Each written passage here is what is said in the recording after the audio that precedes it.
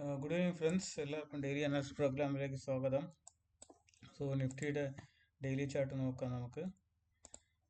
Daily chart നോക്കുകയാണെങ്കിൽ ഇന്നലെ നമ്മൾ സംസാരിച്ച പോലെ ഇവിടെ ഒരു സപ്പോർട്ട് എടുത്ത് നെഗറ്റീവ് ക്യാൻഡിൽ ഫോം ചെയ്യാനുള്ള ഇതായിരുന്നു ഞാൻ സംസാരിച്ചത്. പക്ഷേ ഇവിടെ സപ്പോർട്ട് എടുത്ത് ഒരു ഷാർപ്പ് ബൈയിങ് ഉണ്ടായി. ഈ ഏരിയയിൽ തന്നെ ഷാർപ്പ് ബൈയിങ് ഉണ്ടായിട്ടുണ്ട്. ഈ ഏരിയ ഒരു ബുള്ളിഷ് ഏരിയയാണ്. ഞാൻ ഇന്നലെ എൻ്റെ ഒരു എക്സ്പെക്റ്റേഷൻ അനുസരിച്ച് ഇതിന് താഴെ വരാനുള്ള ചാൻസ് ഉണ്ടായിരുന്നു. ഇത് ക്രോസ് ചെയ്യുകയാണെങ്കിൽ ഞാൻ ഇവിടെ ട്രേഡ് എടുത്തിട്ടുണ്ടായിരുന്നു. ബട്ട് എന്ത് ചെയ്താൽ ഇവിടെ നിന്ന് ഒരു ഡബ്ല്യു പാറ്റേൺ ഉണ്ടാക്കി റിവേഴ്സലായി സ്റ്റോപ്പ് ലോസ് ഹിറ്റ് ചെയ്ത് മുകളിലോട്ട് പോയി. ഓക്കെ, നമുക്ക് നാളത്തെ ട്രേഡ് നോക്കുകയാണെങ്കിൽ സ്ട്രാറ്റജി എൻ്റെ ഒരു അനാലിസിസ് പ്രകാരം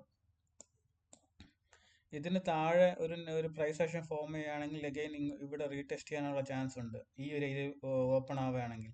അല്ല, ഇതിൻ്റെ മുകളിലോട്ട് പോവുകയാണെങ്കിൽ ചെറിയൊരു കൺസോൾട്ടേഷൻ, കാരണം നമുക്ക് ഞായറാഴ്ച ബഡ്ജറ്റ് വരെയാണ്.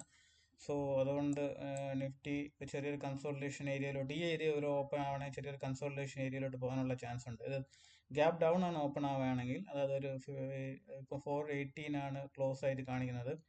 ഒരു 70-80 പോയിന്റ് ഡൗൺ ആവുകയാണെങ്കിൽ, ഗ്യാപ്പ് ഡൗൺ ഓപ്പൺ ആവുകയാണെങ്കിൽ ഇത് താഴോട്ട് വരാനുള്ള ചാൻസ് കാണുന്നുണ്ട്. ഓക്കെ, ബാങ്ക് നിഫ്റ്റി കുറച്ചും കൂടെ ഒരു ബുള്ളിഷ് ആയിരുന്നു. ബാങ്ക് നിഫ്റ്റി ഡെയിലി ക്യാൻഡിൽ നല്ല ബുള്ളിഷ് ആണ്. ഓൾമോസ്റ്റ് ഇപ്പം ഓൾ ടൈം ഹൈൻ്റെ അടുത്ത് വരെ എത്തിയിട്ടുണ്ട്. നോക്കുകയാണെങ്കിൽ ഈ ഒരു നിഫ്റ്റിയെ പോലെ ഒരു ഡൗൺവേർഡ് ഡയറക്ഷനിൽ വന്നില്ലായിരുന്നു. ഒരു ഓപ്പണായി ഒരു ബ്രേക്ക്ഔട്ട് ചെയ്തു. ത്രൂ ഔട്ട് ബ്രേക്ക്ഔട്ട് ഒരു സിംഗിൾ ഡയറക്ഷനിലുള്ള ട്രേഡ് ആയിരുന്നു. ബാങ്ക് നിഫ്റ്റി നല്ലൊരു ബുള്ളിഷ് ട്രേഡ് ആയിരുന്നു. നമുക്ക് വീക്ക്ലി ക്യാൻഡിൽ നോക്കുകയാണെങ്കിൽ വീക്ക്ലി ക്യാൻഡിലും ഓൾമോസ്റ്റ് എൻഗൾഫിങ് പോലെ വരുന്നുണ്ട്. ഇപ്പോൾ നാളത്തെ ഒരു ദിവസത്തെ ട്രേഡിംഗ് കൂടെ ഉണ്ടാവും. അപ്പോൾ അത് എൻഗൾഫ് ചെയ്യുകയാണെങ്കിൽ പ്യൂർലി ഒരു ബുള്ളിഷാണ്. ഇപ്പം ഒത്തിരി നാളായിട്ട് green red green red green red അങ്ങനെ ഒരു പാറ്റേണിൽ പോവുകയാണ്. കണ്ടിന്യൂഷൻ കിട്ടുന്നില്ല. കുറേ നാളായി. ഇപ്പോൾ ഇവിടെ ഇതൊക്കെ രണ്ട് കണ്ടിന്യൂഷൻ കിട്ടിയ ക്യാൻഡിലാണ്. അത് കഴിഞ്ഞിട്ട് green red green red green red എന്നുള്ളൊരു ഓൾട്ടർനേറ്റീവ് ക്യാൻഡിലോട്ട് പോവുകയാണ്. നമുക്ക് പൊസിഷണൽ ട്രേഡിങ്ങിന് ഒരു നല്ലൊരു ഓപ്പർച്യൂണിറ്റി വരുന്നില്ല. ഇപ്പം ബാങ്ക് നിഫ്റ്റി ആയാലും അങ്ങനെ തന്നെയാണ്. നോക്കിയാൽ ഇത് കഴിഞ്ഞ് green red green red green red പിന്നെയും ഗ്രീൻ. ഓക്കെ, ഒരു കണ്ടിന്യൂസ് ഗ്രീനോ കണ്ടിന്യൂസ് റെഡോ ഉണ്ടായാലേ നമുക്കൊരു പൊസിഷണൽ ട്രേഡിങ്ങിൽ നമുക്ക് പ്രോഫിറ്റ് അച്ചീവ് ചെയ്യാൻ പറ്റുള്ളൂ. Okay, no problem. നമുക്ക് നോക്കാം. നമുക്ക് ഇത് നോക്കാം. ബിറ്റ്കോയിൻ നോക്കാം. ബിറ്റ്കോയിൻ ഞാൻ നിങ്ങളുടെ അടുത്ത് പറഞ്ഞിട്ടുണ്ടായിരുന്നു, ഒരു നെഗറ്റീവ് ഇതിലോട്ട് വന്നിട്ടുണ്ട്. ഷാർപ്പ് സെല്ലിംഗ് ഉണ്ട്. ഈ ഏരിയയിലൊക്കെ ഷാർപ്പ് സപ്പോർട്ട് ഉണ്ടാകാനുള്ള ചാൻസ് വളരെ കുറവാണ്. ഞാൻ കഴിഞ്ഞ ദിവസം എന്താ പറഞ്ഞതെന്ന് വെച്ചാൽ, ഇതിപ്പോൾ ഇവിടെ കണ്ടോ, ഇതൊരു താഴെ നിന്ന് സെല്ലിംഗ് ഉണ്ടായിട്ട് പോവുകയാണ്.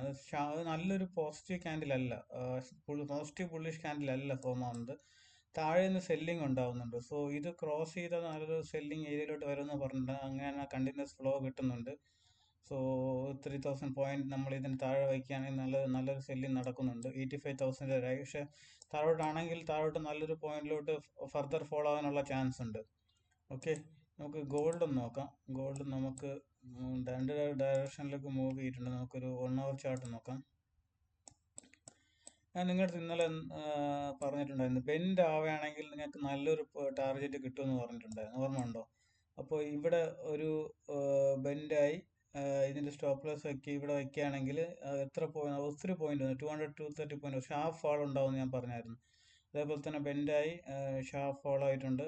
നമ്മൾ ഒരു ഇൻസ്ട്രുമെൻറ്റും മുകളിലോട്ട് പോകുമ്പോൾ സോർട്ട് ചെയ്യാൻ നിൽക്കല്ലേ. ഒന്ന് ബെൻഡ് ആകുമ്പോൾ നിങ്ങൾക്ക് ബെൻഡ് ആകുമ്പോൾ മനസ്സിലാവും. അത് ബെൻഡ് ആകുമ്പോൾ നിങ്ങൾ അതിന് താഴെ സോർട്ട് ചെയ്താൽ നിങ്ങൾക്ക് നല്ലൊരു ട്രേഡ് നിങ്ങൾക്ക് ഗോൾഡിൽ കിട്ടും. ഗോൾഡല്ല, എന്ത് ഇൻസ്ട്രുമെൻ്റ് അല്ല. സിൽവർ നോക്കാം നമുക്ക്. സിൽവർ നമ്മൾ ബെൻഡായിട്ട് ഇവിടെ ബെൻഡായില്ല. ഇവിടെ ഇതിന് താഴെ നമുക്ക് ഈ ഒരു എം പാറ്റേൺ ഫോം ആവുന്നുണ്ടായിരുന്നു. ഓക്കെ, ഇതിന് താഴെ എം പാറ്റേൺ ഫോം ഉണ്ടായിരുന്നു. ഒരു ഷാർപ്പ് സെല്ലിംഗ് ആവുന്നുണ്ട്. ഒരു 7% ഡൗൺ ആയിട്ടുണ്ട് ഇത്.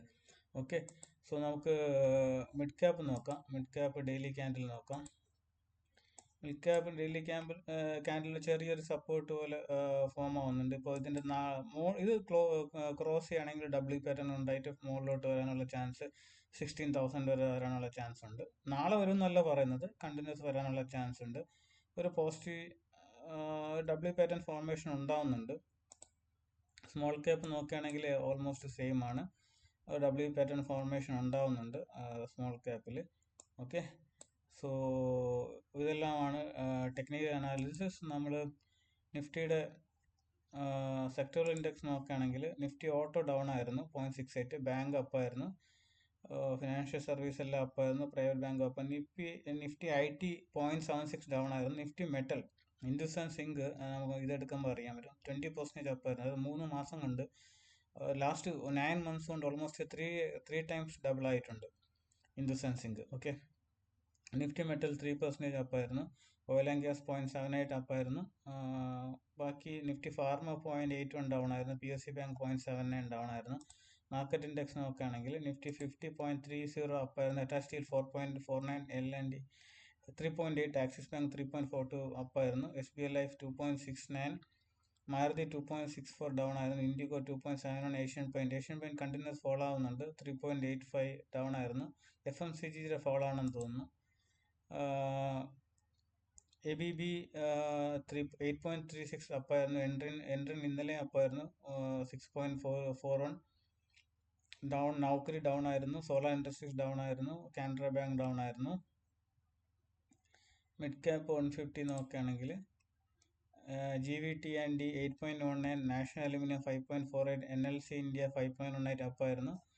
മോട്ടിലാൽ ഓസ്വാൾ 5.21 ഡൗൺ ആയിരുന്നു. എസ്കോട്ട്സ് 5.70, KPR മിൽ 6.81 ഡൗൺ ആയിരുന്നു.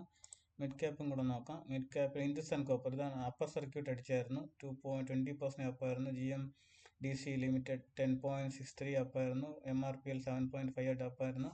JP പവർ 5.75 ഡൗൺ ആയിരുന്നു. ഡിബാക് ഫെർട്ടിലൈസേഴ്സ് 6.95 ഡൗൺ ആയിരുന്നു. 5 സ്റ്റാർ 10.19 ഡൗൺ ആയിരുന്നു. സോ ന്യൂസ് മെയിൻ ഇന്നത്തെ ന്യൂസ് എന്ന് പറയുമ്പോൾ നമുക്ക് അടുത്ത മെയിൻ ന്യൂസ് വരുന്നത് ബഡ്ജറ്റ് ഡേ ആണ്. ഞായറാഴ്ചയാണ് ബഡ്ജറ്റ് വരുന്നത്. സോ ബഡ്ജറ്റിൽ എന്തെങ്കിലും ഒരു ഇൻട്രസ്റ്റ് റേറ്റ് ലോങ് ടൈം അല്ലെങ്കിൽ ഷോർട്ട് ടൈം ക്യാപിറ്റൽ ഗെയിൻ ടാക്സിന് എന്തെങ്കിലും ഒരു ഫേവർ ആയിട്ട് മാർക്കറ്റ് നല്ലൊരു മൊമെൻറ്റം ഉണ്ടാവും. അല്ലെങ്കിൽ എന്തെങ്കിലും സർപ്രൈസ് ആയിട്ട് എന്തെങ്കിലും ഉണ്ടായാൽ മാർക്കറ്റ് മൂവ്മെൻറ്റ് നല്ല മൂവ്മെൻറ്റ് ചെയ്യാൻ ചാൻസ് ഉണ്ട്. ബട്ട് ഇതുവരെ ഒന്നും ന്യൂസ് ഒന്നും വരുന്നില്ല. നമുക്ക് നോക്കാം ന്യൂസ് ബഡ്ജറ്റിൽ എങ്ങനെ ആയിരിക്കുമെന്ന്. ഓക്കെ, സോ ഇതെല്ലാമാണ് ഗൈസ്. Thanks for watching.